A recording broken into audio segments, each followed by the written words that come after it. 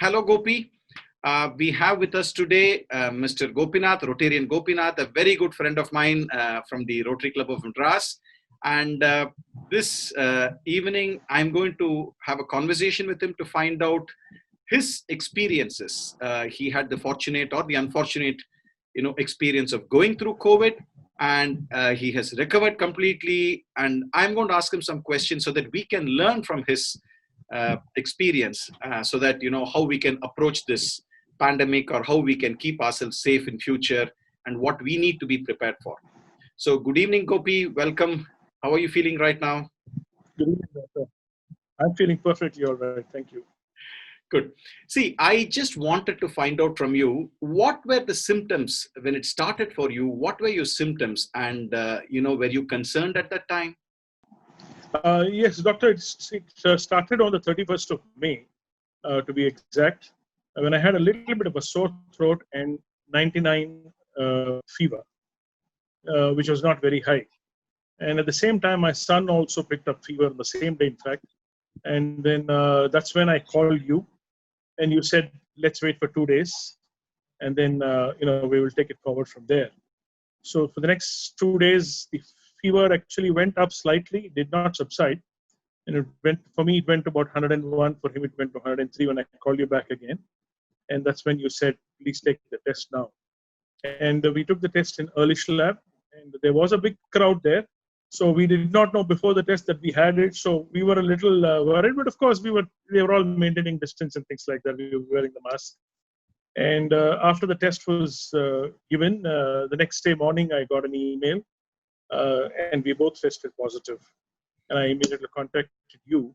And by this time, my symptoms were not very, very worrisome, because I had just fever, and initially I had the sore throat also was gone, and I did not have any cough or anything like that, no breathing problems and things like that. But my son, progressively, he had breathing problems, which I mentioned to you. And at that time, when you asked me to take his oxygen saturation levels, and mine was about 95, 96, something like that. But his was dropping down. It had come down to 92 when you said, I'm worried now. Please bring him to the hospital. So I think the crux of the matter is to get to the doctor at the right time, which fortunately I think we did, and also follow the instructions of the doctor. And of course, to be very frank, we were not really worried, or we didn't panic at that time. Although at home, my wife was a little bit of a panicky situation she was in. But then, then when we got to the hospital, mine was only the fever part of it, and the treatment started basically, as you know, paracetamol and things like that for me. And for him, it actually progressively got worse. His oxygen levels, saturation levels dropped to 50, in fact. And then you had to rush him to ICU. And then, the oxygen was given for, I think, almost 6 or 7 days. And, it started off with 50 liters per hour, I think is what you measure it with. And progressively, you brought it down every day, because he was improving. And by the 6th day, I think it was down to 2 liters. And when you said we will take it off and monitor him for the next 2 days, and he maintained pretty good levels after that. And for him, of course, because of the condition that he was in, you also gave him, anticoagulants and paracetamol by the IV, and also 2 steroids with the names of which I don't know, but probably you know better. And so I think overall his condition started improving once we got into the ICU. And now it's now more than 3 weeks since we are out of the hospital, and we're perfectly all right. In fact, almost back to normal. I think back to normal. Why should I say almost? We are back to normal routine, normal food. My appetite is definitely increased after coming home. Except that I have not regained my sense of smell and taste fully, but my son does not have that problem too. I'm going to take you a step back. you said that you were Yeah. not very worried and not panicking, because when we says go get a test done for COVID, there is immediately a scare. Yeah. People are very concerned that, it may Yeah. not be good news. So how is it that you were Yeah. maintaining, your equipoise when I said go get the test done, and after giving the test, you said it took a day for the results to come. So what was it which was going through your mind at that time? Frankly, I did not panic at any stage, and I think that's the everyone who's not had it is in a state of panic these days, which is not correct at all. I think one has to stay strong in the mind, and that's what probably I did. In fact, I was telling people at home also, whatever the result, I think we will have to face it. And so there was the panic part of it was not there. And of course, I expected that I may not have it, but when I had it, it was fine with me. And then I took your instructions. So I've been telling now people, whoever is, I come across, family and friends, that they should not really panic at all and not have the fear of the unknown, because this is something which not everyone will get.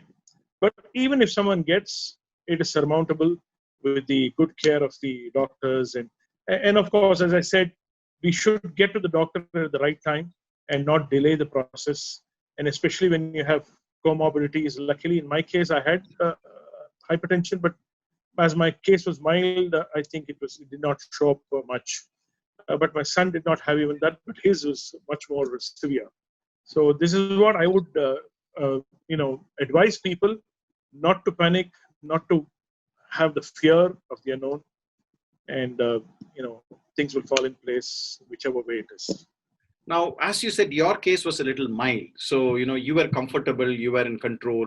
But it is always very traumatic when somebody close to you, in your case, your son, was actually deteriorating. And Yes. as you said, I had suggested that we will shift him to the ICU because his oxygen requirement is going up.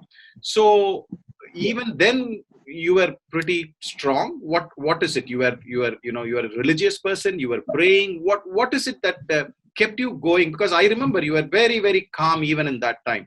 So what did you fall back on at that time to help you go through this crisis when, and I said your son needs to be in the ICU and you are there with him, because fortunately we could admit both of you to the same, ward and take care. How is it that you remained, stable?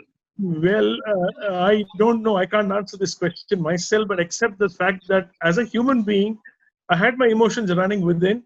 I probably did not show it too much because I did see him suffering so much, gasping for breath, and it really kind of shook me a little too. But then the point is, what is the point in just kind of letting steam at that time, or making things worse for the people who are trying to tend to him? And that's the reason why I kind of kept quiet.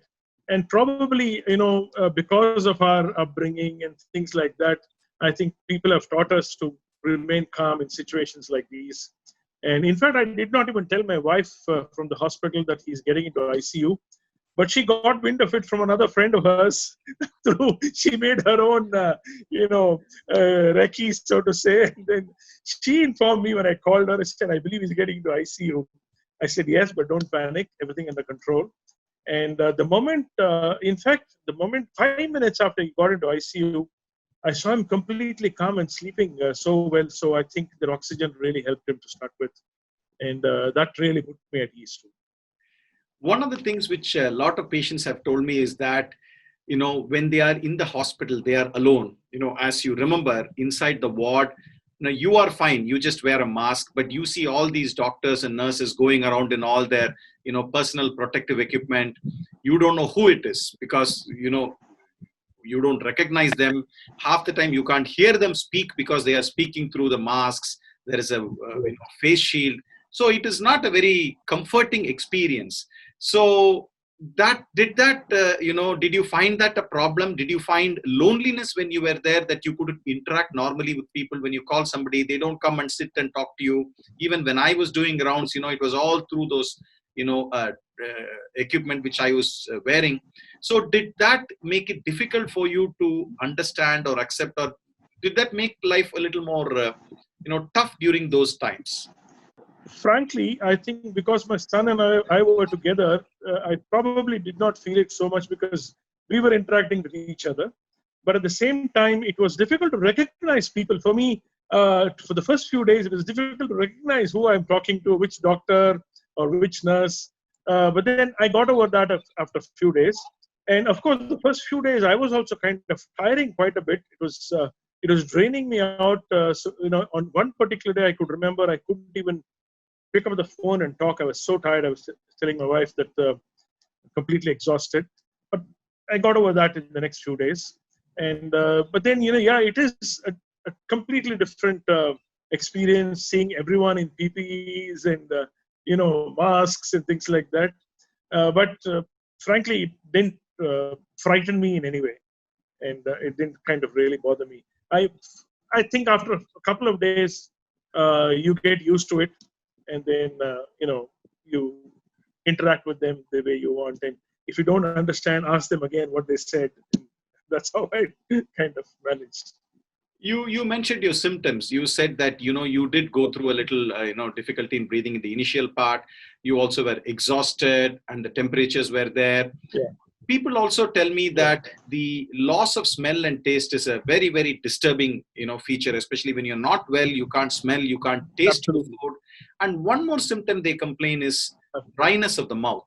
A lot of people complain that they have to keep drinking water and all they do is, visit the toilet often, but the dryness doesn't change. Did you have any of those disturbing symptoms? I had, in fact, it's now almost 6 weeks since I had the first symptoms. And even now, I don't have my sense of smell and taste fully, although it's coming back. So it's a little, unnerving sometimes because I don't know. I like to eat because my appetite is good, but I don't know what I'm eating, that kind of thing. And also, as far as the exhaustion is concerned, while I was in the hospital, you had probably prescribed a tablet called Acton. And that was completely drying up it was drying up my system fully. I had dryness in the mouth and the throat. And so I asked the sister if I can shift back to Dolo, and which I did. And it was slightly better after that. But I don't know whether it's because of the tablet or it's a natural condition of this, virus. But I did have the same symptoms of dryness in the oral cavity and the throat. I remember, your son was very keen to, get discharged because he was fed up with the hospital after, I think you spent about 10 or 12 days. And what was, what did you feel that when we said, oh, you could go home this afternoon? It must have been pretty exhilarating that, you were. Absolutely relieved. In fact, more relieved for my son because he, from the 6th day, he said, I'm confident going back home tomorrow. Every day was tomorrow for him. But then, he also went through the whole process with me. And the last 2 days was really, really tough because we know we were going back home, but then we had to stay back because he said we have to monitor him without the mask. And that was tough. But then, ultimately coming back home was bliss. Right. How did Jayanti and your family cope with it? Because for you, okay, you were with your son, you were in the hospital, you knew what was happening. But, at home, your wife, your mother, they must have been very, very worried, not seeing you, not able to not visit you because they couldn't visit you when you were in the ward. So what did they tell you, maybe even after you got discharged? What was it that they went through, which was difficult to handle? In my case, unfortunately, it was the 2 ladies who were stuck at home.